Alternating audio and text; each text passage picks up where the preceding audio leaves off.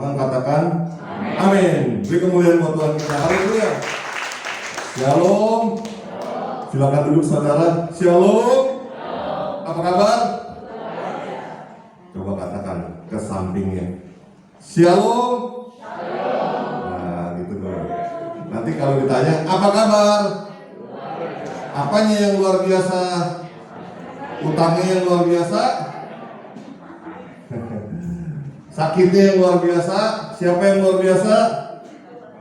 Siapa yang luar biasa? Katakan, Yesus luar biasa. Boleh? Shalom.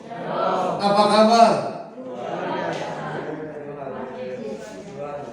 Shalom. Apa kabar? Yesus luar biasa. Amin.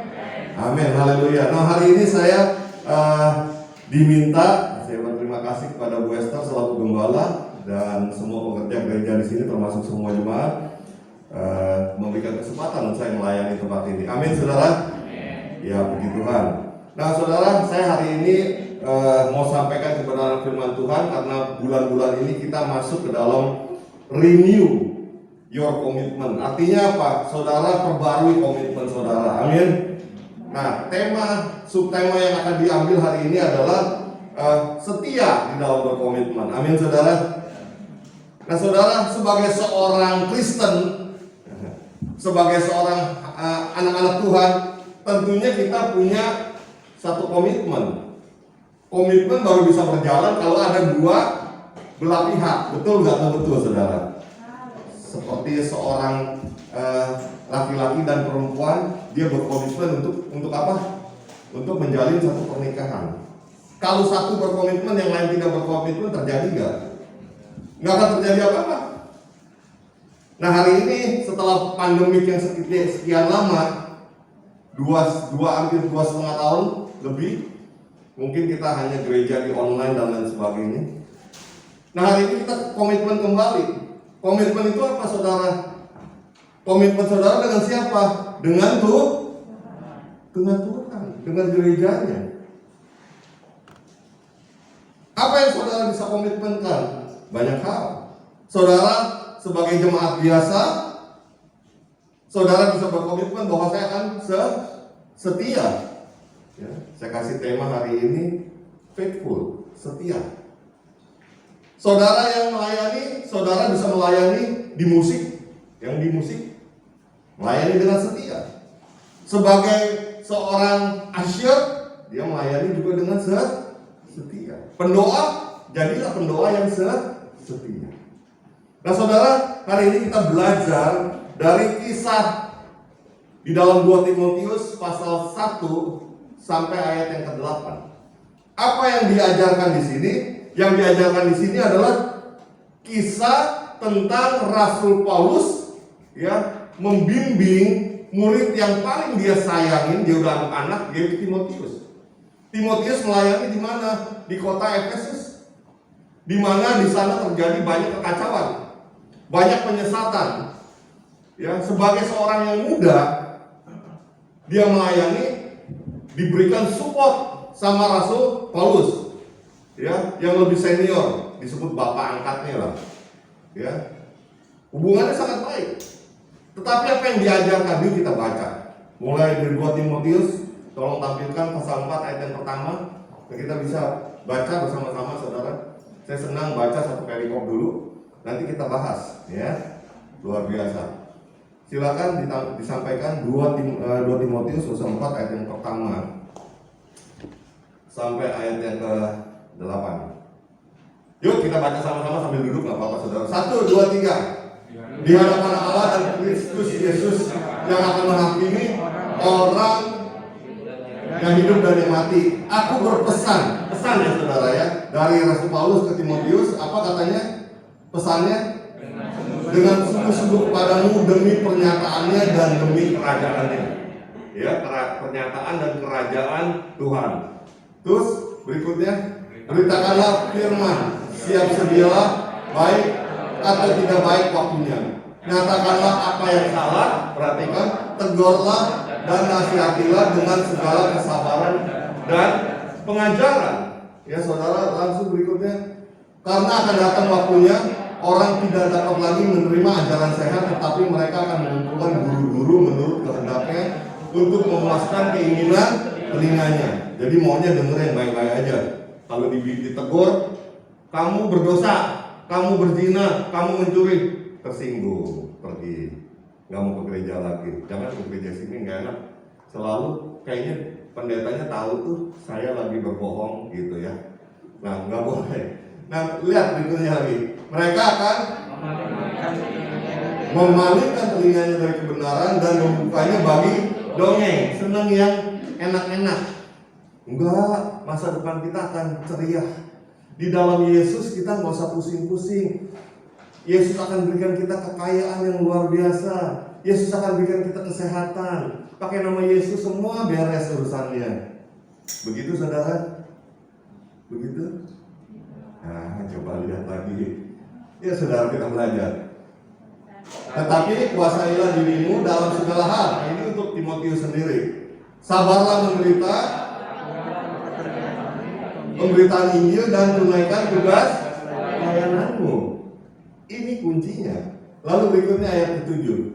Mengenai ayat ke-6 ya, mengenai diriku, darahku sudah mulai dicurahkan sebagai persembahan dan saat kematianku sudah dekat. Jadi Rasul Paulus sudah hampir meninggal saat ini.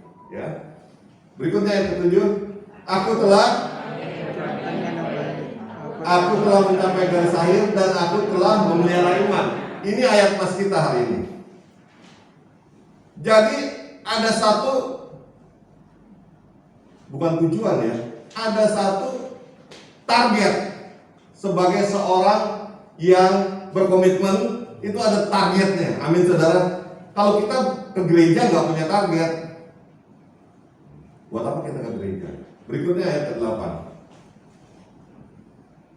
Nah, sekarang telah tersedia bagiku mahkota kebenaran yang akan dikurniakan kepadaku oleh Tuhan, hakim yang adil pada harinya, tapi bukan hanya kepadaku, melainkan juga kepada semua orang yang merindukan ke amin. Amin. Nah, hari ini kita belajar satu-satu.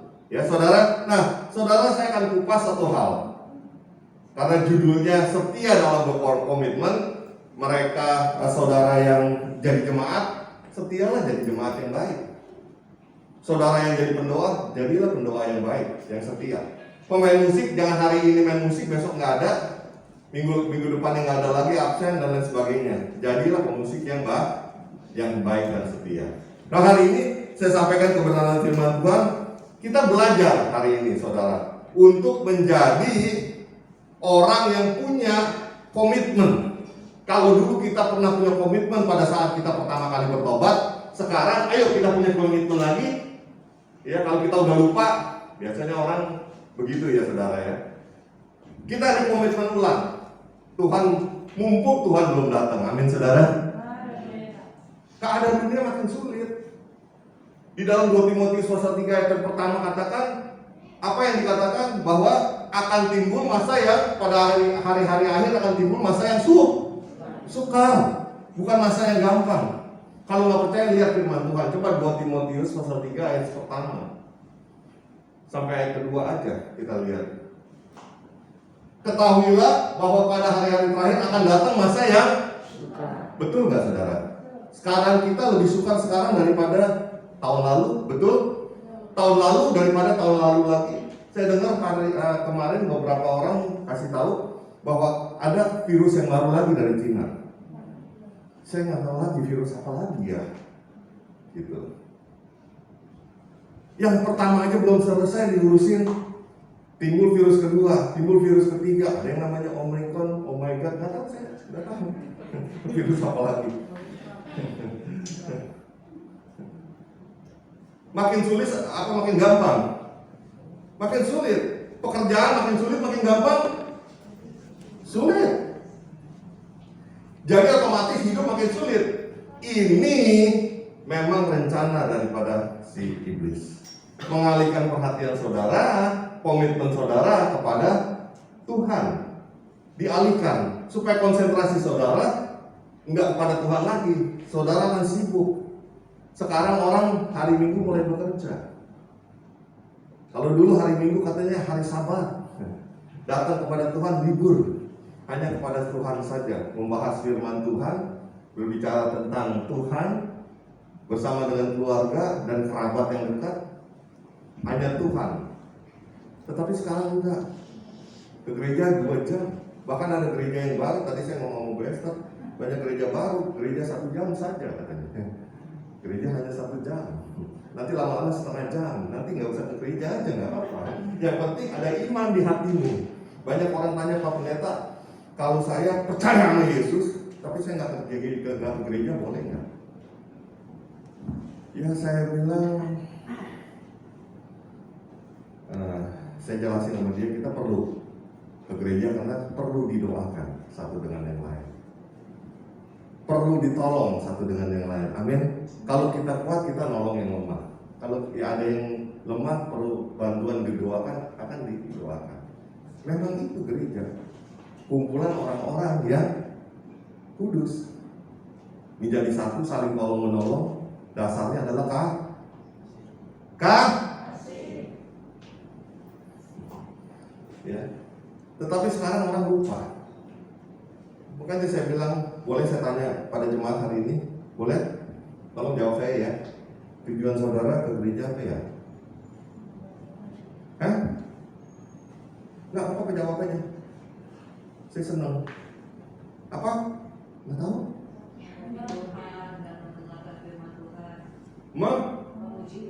Memuji Tuhan dan menyembah Tuhan. Terus ada lagi yang lain tujuan ke gereja? Hah? Mendengarkan firman Tuhan. Apa lagi? Hah? Yang betul suaranya. Apa? Bertemu dengan teman-teman. Udah gitu doang. Yuk. Udah gitu doang. Tapi nggak masuk surga, mau nggak? Mau nggak? Tujuan kita berbakti, berkomitmen kepada Tuhan adalah tujuannya cuma satu, supaya kita masuk surga dan masuk surga mendapatkan mau nggak masuk surga nggak dapat apa-apa? Di Alkitab ditulis loh, ada orang masuk surga dalam kondisi klontos. Klontos tahu saudara? Habis kebakar, alis mata aja udah nggak ada, kepala rambutnya hilang, gitu. Di Alkitab ditulis, iman kita akan diuji seperti itu dengan api. Kebakar tapi masuk surga dia. Bayangin orang yang kebakar masuk surga, apa yang sisa? Hitam aja saudara. Angus. Nah hari ini kita belajar kebenaran firman Tuhan. Amin saudara. Yang hari ini kita mau kupas adalah kita belajar dari Rasul Paulus, bagaimana Rasul Paulus bisa mencapai garis akhir, dan dia katakan, aku sudah disiapkan mahkota di surga untuk aku pakai. Wow, luar biasa. Nah ini tujuan kita. Banyak orang saya tanya di dalam ibadah, tujuan kita sebagai orang Kristen apa? Cuma satu. Kalau orang lain tanya tujuan kamu sebagai orang Kristen apa? Kalau Tuhan tanya, malaikat Tuhan tanya tujuan kamu sebagai orang Kristen apa? Satu, masuk surga. Dua, terima mahkota. Amin. Amin. Udah jangan macam-macam. Ada yang mau menyenangkan hati Tuhan, boleh menyenangkan hati Tuhan, tapi nggak masuk surga mau. Ada orang bersaksi untuk bersaksi, boleh tapi nggak masuk surga mau. Nah hari ini ada 3 poin yang kita pelajari dari Rasul Paulus. Rasul Paulus ajarkan kepada Timotius di dalam kondisi yang sulit sekali, kondisi yang sangat amat sulit. Di Efesus itu banyak penyesat-penyesat, banyak nabi-nabi palsu, banyak orang-orang yang menarik ya jemaat-jemaat yang menjadi jemaatnya Timotius yang masih muda ini dipengaruhi oleh ajaran-ajaran nenek moyang yang salah. Mereka menyembah malaikat, mereka menyembah hal-hal yang tidak, pohon-pohon yang besar dan lain sebagainya. Nah hari ini kita jangan terpengaruh dengan itu. Hari ini 3 poin yang kita mesti pelajari. Yang pertama, sebagai orang Kristen harus kita punya komitmen yang setia untuk apa? Untuk komitmen supaya menghasilkan apa? Pertama, kita bisa berdampak. Amin saudara. Kalau kita tidak berdampak, tidak ada gunanya sebagai orang Kristen. Oleh sebab itu Tuhan Yesus katakan, jadilah garam dan terang dunia. Nah, garam itu apa? Kalau saya tanya jemaat, banyak yang salah tafsir. Ya, selalu kalau garam urusannya sama sayur asem. Saya nggak tahu kenapa itu. Yang ngajarin siapa itu? Tiap kali saya tanya, kamu adalah garam dunia. Selalu pendeta selalu ngomong, sayur asem kalau nggak dipakai garam tawarkan, kayak gitu. Ini ada satu kekeliruan besar. Bukan bicara masalah rasa saja, tetapi garam, kita ngomong garam zaman dulu. Garam zaman dulu itu adalah zaman Tuhan Yesus, itu mereka terkenal karena mereka hidup di padang pasir, di padang gurun. Garam itu untuk ngawetin makanan.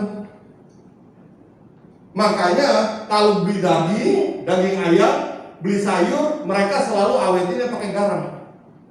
Supaya kalau dimakan besok gak busuk. Bisa ngerti saudara? Mereka itu nggak pakai freezer, nggak pakai kulkas. Beda zaman sekarang. Kalau sekarang garam hanya fungsinya kecil, hanya untuk makanan. Tetapi zaman dulu, zaman Yesus bicara mengenai garam, melah ini, bahasa aslinya melah garam ini, itu untuk mengawetkan makanan. Kenapa Tuhan Yesus bilang, jadilah garam dunia, gitu. Supaya apa? Garamilah dunia ini supaya dunia ini awet. Kok Pak supaya dunianya awet? Emang dunianya kenapa? Karena dunia ini makin lama makin rusak. Apanya yang rusak? Moralnya. Manusia makin bejat. Manusia makin mendingan ayat firman Tuhan. 2 Timotius pasal 3 ayat yang kedua. Baca deh, 1, 2, 3.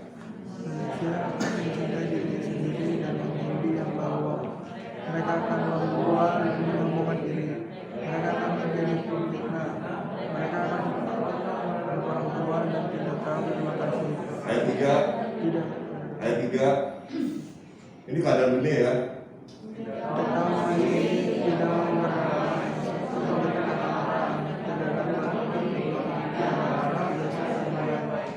Berikutnya.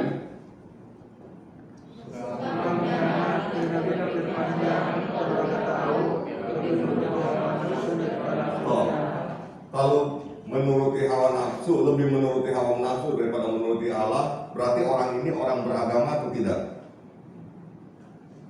Hah? Orang beragama, dia sudah dengar perintah Allah, dia sudah dengar perintah Yesus, tapi dia nggak menurutin. Kalau dia nggak pernah dengar, dia nggak salah, betul saudara? Ini dia udah dengar, di sini ditulis, berlaga tahu lebih menuruti hawa nafsu daripada menuruti Allah. Berarti dia tahu Allah ada perintahnya. Perintah Allah jangan berdosa, dia berdosa. Kenapa? Karena hidupnya mencintai diri sendiri. Bukankah begitu sekarang saudara keadaannya? Orang nggak peduli orang lain, yang penting diri dia sendiri. Yang terakhir yang paling parah, coba lihat. Yuk kita bangkit berdiri, kita baca ya sama-sama ya. Nah, ini buat orang, coba nilai sendiri, ini buat orang Kristen atau buat orang yang tidak beragama. 1, 3. Secara ideal mereka menjalankan ibadah mereka, tetapi pada kenyataannya mereka memikir kekuatannya. Jauhilah mereka itu. Jauhilah mereka. Jadi secara lahiriah nih, secara badan mereka ke gereja, tapi mereka nggak percaya tuh bahwa Tuhan itu bisa menolong kita, bisa menyembuhkan kita. Nggak percaya. Ya ke gereja aja. Tapi kalau lagi kepepet, orang bilang kepepet gitu. Apa yang dia lakukan? Jadi minta tolong orang lain, bukan minta tolong Tuhan. Betul apa betul? Kalau lagi sakit mendadak, sakitnya parah, berdoa apakah rumah sakit? Jujur, ayo jangan munafik. Ada orang kesetanan tahu-tahu misalnya ya, ini saya ngomong apa adanya nih. Kita jangan teori, tapi sebagai orang Kristen harus nyata. Kalau di rumah tetap mendadak ada pembantu, atau di toko mendadak, atau di kantor mendadak ada teman atau pembantu atau apa, kerasukan setan. Ayo cari siapa? Ya? Pertama panggil pendeta lagi sibuk pelayanan, apalagi hari Minggu. Cari siapa? Cari siapa aja yang bisa ngusir setan? Pak Haji ke siapa ke? Kenapa nggak cari Tuhan? Ayo, jujur. Waktu nggak ada uang, cari siapa?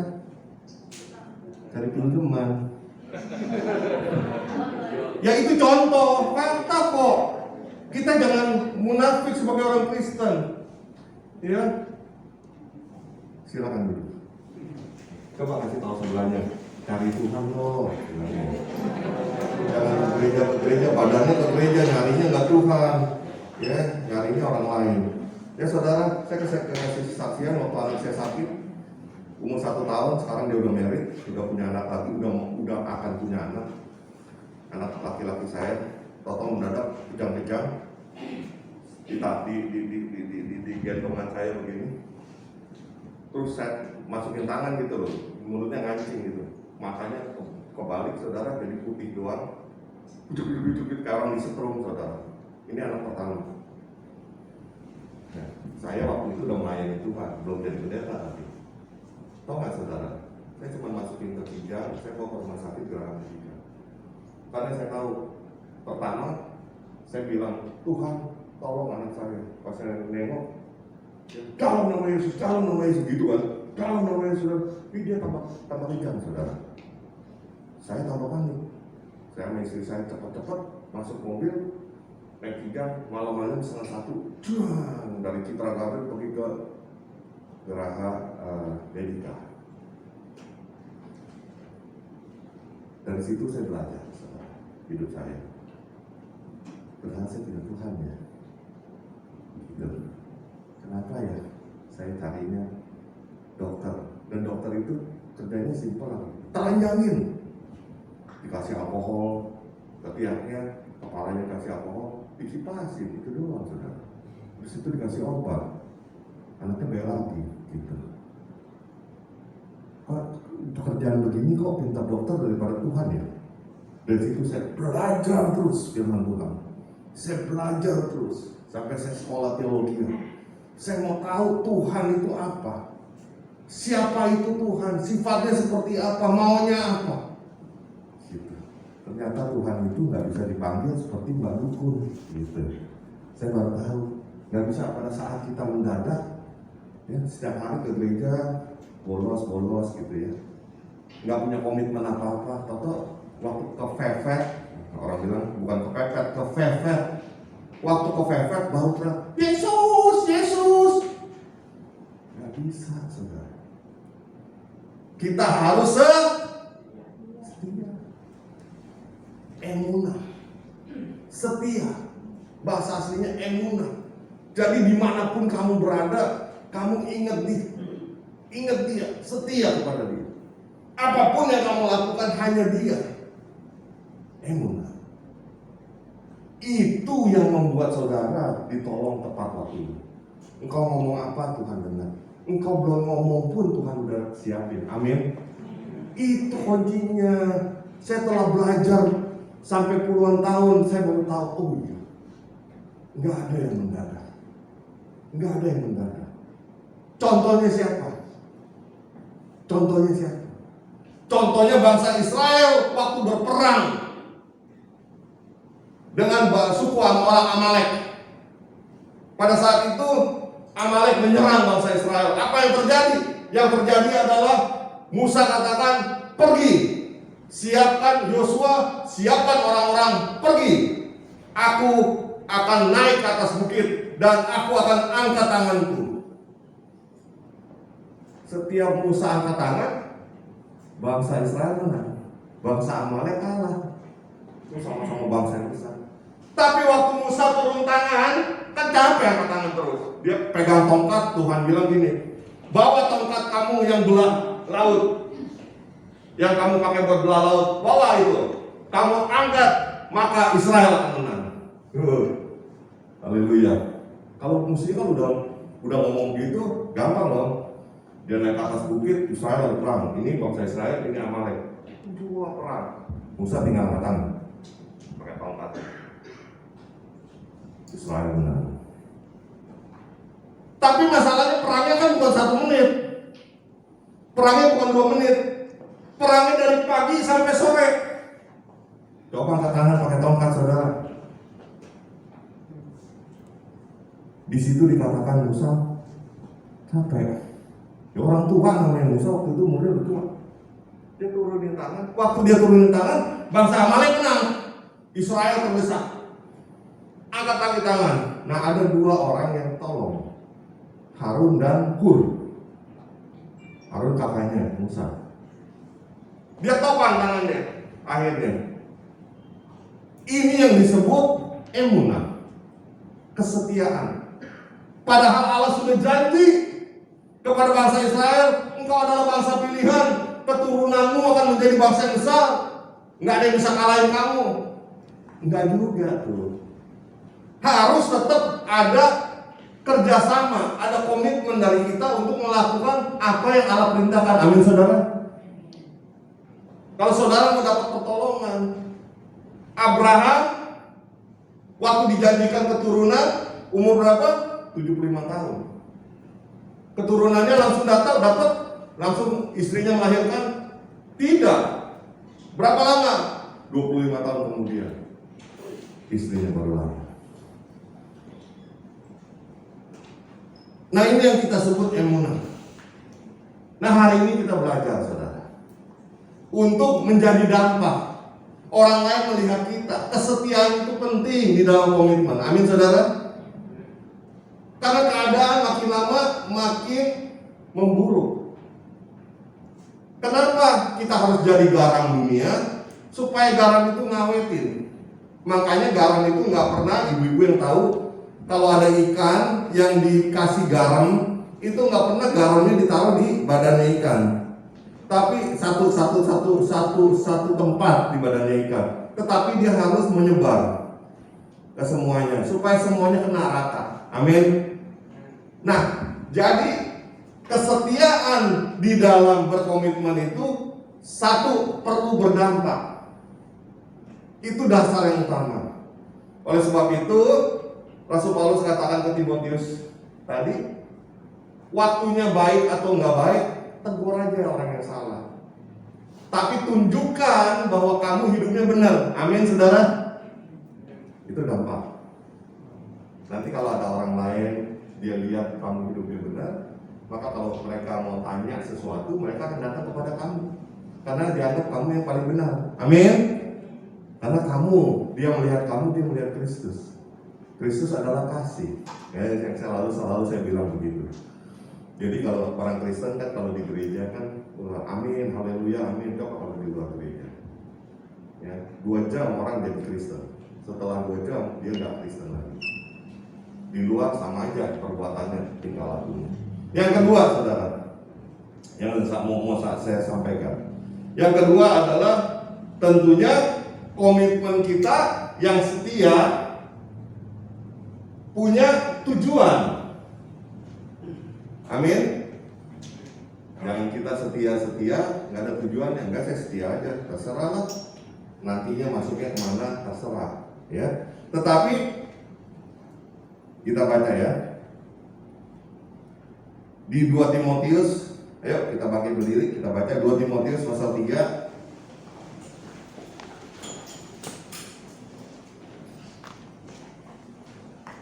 Buka saya jangan 2 Timotius, 1 Petrus saja. 1 Petrus pasal 1 ayat 19. Nah, ini yang saya mau sampaikan kepada saudara. Yang kedua, yang pertama tadi, kita setia berkomitmen harus punya berdampak. Kesetiaan kita tuh berdampak kepada orang lain, lingkungan kita. Kalau orang, Pak, saya tahunya bahwa saya berdampak atau tidak berdampak, bagaimana? Gampang, saudara. Kalau orang sering mengunjungi saudara, minta nasihat kepada saudara, kalau mereka lagi kumpul, mereka bilang kalau nggak ada si Pak Handi, saya selalu orang bilang gitu, kalau nggak ada Pak Handi nggak enak nih, kita kumpul, telepon dong dia, suruh datang. Nah itu mereka, saya berdampak kepada mereka. Tetapi kalau mereka lagi kumpul-kumpul, saudara datang mereka bubar, nah itu hati-hati saudara. Itu tanda-tanda akhir zaman. Ya, yuk kita baca 1 Petrus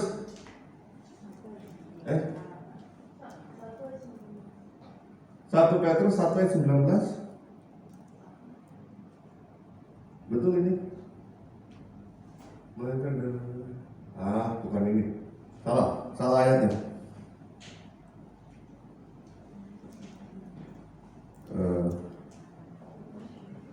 Oke. Korintus saja. 1 Korintus 9 ayat 27. Sama saudara. Nah ini kita lihat ya. Haleluya. 1 Korintus pasal 2 pasal 9 ya, ayat 27. Sudah?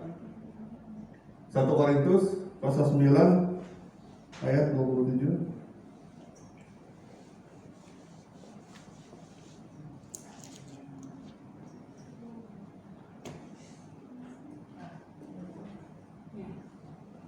Ayo, 1, 2, 3. Tetapi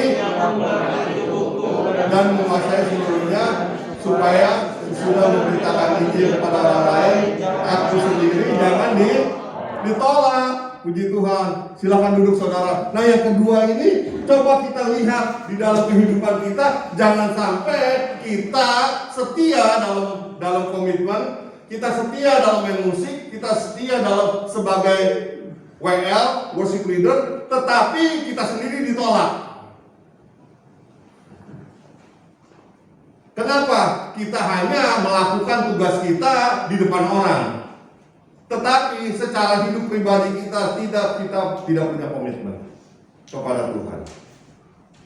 Tadi yang saya mau sampaikan di dalam 1 Petrus itu adalah tujuan iman. Sebenarnya iman kita itu tujuannya kemana? Iman kita tujuannya adalah keselamatan jiwa kita. Ingat ya, kehidupan kita ini ada 3 dalam hidup kita. Kita punya badan, tubuh, punya roh dan jiwa, atau jiwa dan roh. Yang bisa masuk surga itu bukan tubuh kita yang sekarang, tubuh kanan, tetapi jiwa dan roh. Nah iman ini tujuannya membawa kita kepada kesetiaan, ini membawa kita kepada keselamatan jiwa kita. Amin saudara. Karena jiwa itu nggak akan mati. Nah itu kita punya tujuan, ya, membawa iman kita kepada Tuhan. Nah saudara, di dalam Ibrani 11 ayat yang ke-6 di ayat yang ke-6 dikatakan apa? Ibrani 11 ayat yang ke-6 dikatakan firman Tuhan bahwa tanpa iman tidak bisa hidup kita.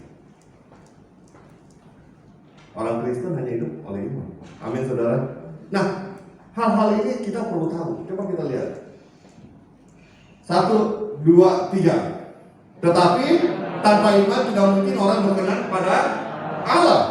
Sebab barang siapa berpaling kepada Allah, ia harus percaya bahwa Allah ada, dan bahwa Allah memberi upah kepada orang yang sungguh-sungguh mencari Dia. Saudara, ini penting. Kita punya komitmen yang setia. Dalam komitmen kita itu kita harus ada tujuannya. Tujuannya apa? Ya ini saudara, supaya iman kita mencapai tujuan. Tujuan iman kita adalah keselamatan. Sekali lagi, tujuan iman kita apa? Jiwa. Nah ini, tanpa iman tidak mungkin orang berkenan kepada Allah. Siapa yang pernah lihat Yesus? Angkat tangan. Ada? Enggak ada kan? Enggak ada kan? Yang pernah lihat Allah lebih-lebih. Allah nggak bisa dilihat karena Allah bentuknya roh. Tapi kita percaya sama Dia.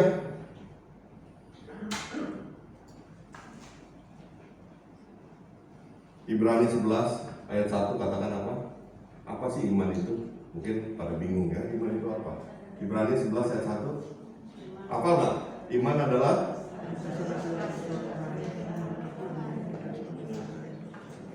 coba lihat.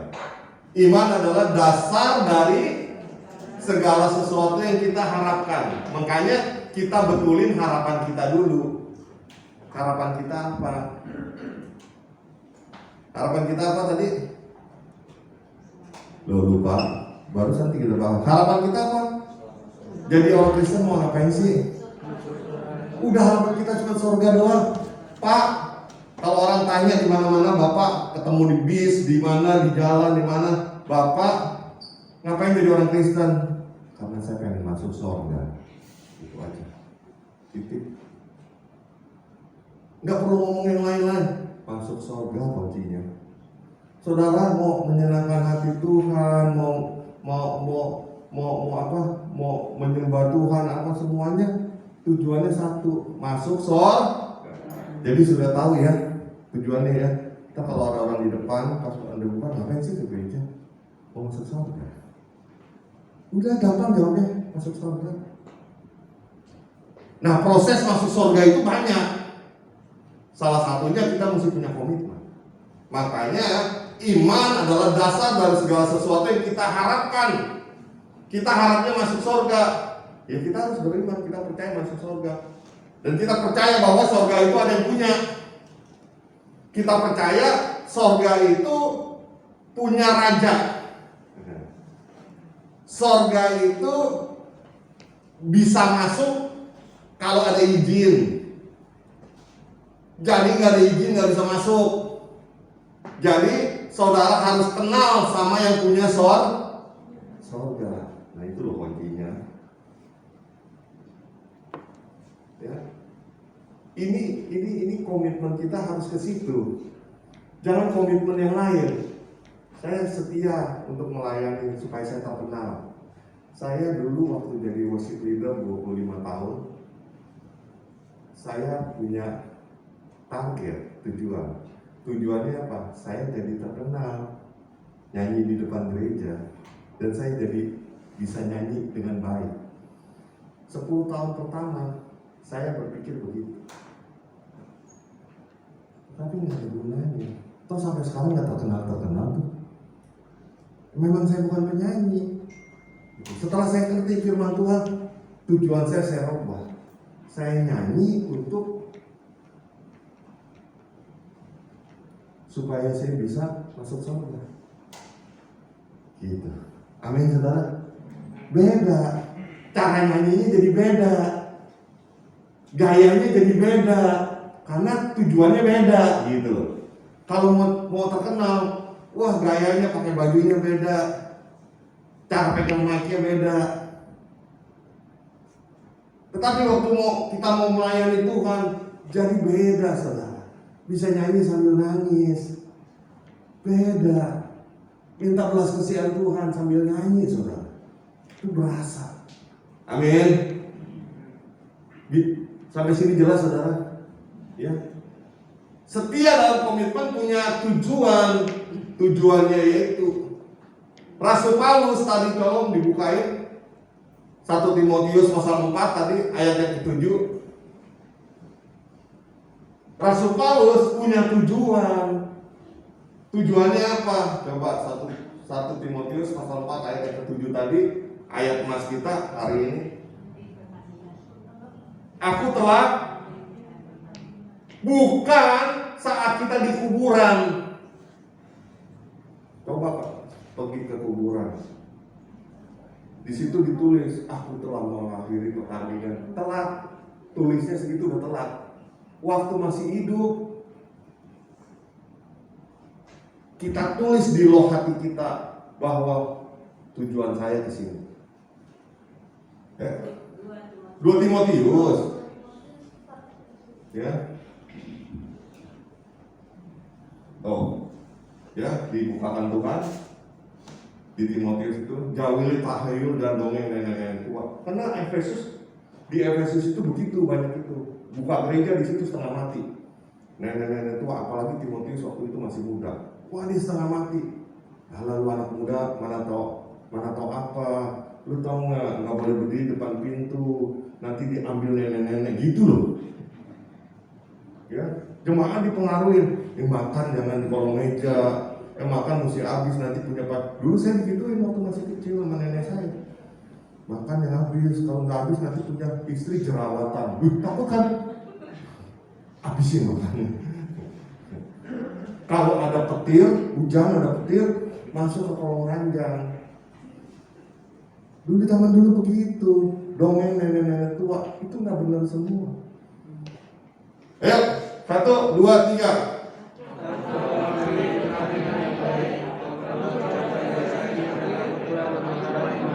Amin. Ini iman. Ya, bukti dari segala sesuatu yang kita harapkan. Dan apa tadi?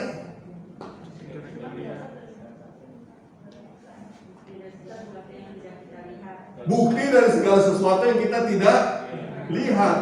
Kita tidak lihat surga, tapi kita percaya akan masuk surga. Dan surga itu ada. Sampai sekarang hamba-hamba Tuhan besar masih mendiskusikan bahwa surga itu ada enggak. Ada yang bilang hidup senang di dalam dunia ini. Saya pernah khotbah di satu gereja, dia undang, ternyata kepercayaannya beda. Dia bilang hidup di dalam dunia ini kalau udah hatinya senang itu udah surga. Nggak ada surga beneran di langit, nggak ada. Lalu lebih parah lagi. Saya ajarin mereka tidak begitu. Ada. Terserah nggak mau diundang lagi juga nggak apa-apa. Alkitab ada surga. Oh, Yesus naik ke surga kok. Dia bilang enggak, hidup di dalam dunia ini asal hatinya bahagia, itu lo udah surga. Yang lebih jelata lagi. Ya. Banyak ajaran-ajaran dalam dunia ini. Tapi kita harus jelas. Kita harus jadi orang Kristen yang jelas. Tujuannya jelas. Ya, ini tujuannya. Aku telah mengakhiri pertandingan yang baik. Aku telah mencapai garis akhir dan aku telah memelihara iman. Pertandingan yang baik artinya apa? Dia bertanding dengan yang lain untuk masuk surga. Yang lain pakai cara yang salah, mereka pakai cara yang salah. Tetapi Rasul Paulus katakan kepada Timotius, ayo di jalan yang benar. Setia, apa yang aku ajarkan kepada kamu udah benar, lakukan. Apa yang saudara terima hari ini di gereja sudah benar. Saudara ke gereja Kosambi sini sudah benar. Jangan dengar dari gereja lain, saudara akan bingung. Lakukan saja.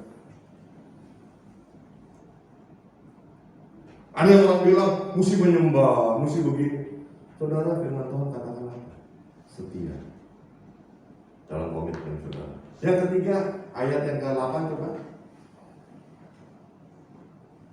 Yang ketiga adalah, yang pertama tadi, kita punya komitmen setiap untuk melayani harus ada dampak. Kalau nggak ada dampak percuma. Saudara di sini jadi asyir, tapi orang lain jauh dari saudara. Tetangga bilang, udahlah, jangan jadi sosok jadi asyir lah. Hidup lu nggak bener. Gua buang sampah ke tempat kamu tumpahin sampah lebih banyak lagi ke tempat saya gitu. Tabok pipi kanan bukan tabok pipi kiri, malah ditonjok saya gitu. Ya, makanya kalau ngetes di gereja saya senang begini saudara. Kita pulang. Saudara lihat tuh ke depan yang bubar dari gereja, yang tadi udah bilang amin, amin, amin, keluar. Tabung aja saudara. Saudara gini, apa aja, kayak gitu. Coba dong lihatin dia. Kan firman Tuhan bilang apa? Firman Tuhan bilang apa? Loh kok ketawa? Enggak benar, ini ngetes. Tapi bawa Pak Andri supaya jangan berkelahi kan? Enggak kan mesti dites iman itu. Ya kan Tuhan Yesus sudah dites, ditampar, diludahi, dipakai mahkota dulu, dia diam aja loh. Itu Yesus Raja yang punya sorga. Coba tamparan datang keluar, kamu diam-diam deketin. Coba. Waktu dia marah, kasih tahu kan firman Tuhan bilang tampar pipi kanan, kasih pipi. Nah, kok kamu marah? Bilang. Udah komitmen belum? Sama tuh, sama kayak kemarin saya tawarin. Siapa yang mau masuk surga? Berdiri yang mau masuk surga sekarang. Siapa yang masuk surga? Yang mau masuk surga? Loh, kok jadi pada nggak mau? Gara-gara saya khotbah jadi pada nggak mau masuk surga? Surga tuh indah loh, masih indah tetap. Andre, gimana nih Pak Andre? Kita mau masuk surga Pak? Yang mau masuk surga berdiri sayang. Buset Pak, mau minta masuk surga ya susah banget. Ini orang Kristen gimana caranya? Masuk surga ya? Ini malaikat lagi lihat nih dia kan kalau kita ibadah malaikat apa sih yang datang siapa? Yang mau masuk surga siapa? Ya. Masuk surga benar? Mau? Benar? Benar duduk. Cuma gitu aja, tanya gitu aja. Takut. Benar ya mau masuk surga ya? Yang mau berangkat hari ini siapa? Enggak, saya nanya. Loh ini real. Kalau Tuhan bilang hari ini ada keberangkatan pertama ke surga. Siapa yang mau berangkat dulu? Hah? Katanya mau masuk surga.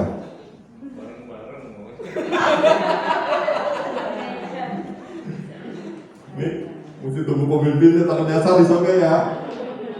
Nah ini bukti daripada imannya orang Kristen. Iman yang gak jelas. Sebenarnya kalau penawarannya kita rubah ya, kita rubah penawarannya. Ada tour gratis ke Israel minggu depan berangkat. Siapa yang mau pergi? Gratis loh, cuman bawa baju aja. Tidurnya di hotel mewah, bintang 5 dan lain sebagainya. Siapa yang mau pergi? Tentunya udah banyak yang pasti semua berdiri. Ya. Nah, tapi jumlahnya terbatas. Tapi nggak dikasih tahu jumlahnya berapa. Lalu diumumin lagi di gereja, ternyata dirubah keberangkatannya besok. Siapa yang mau ikut duluan?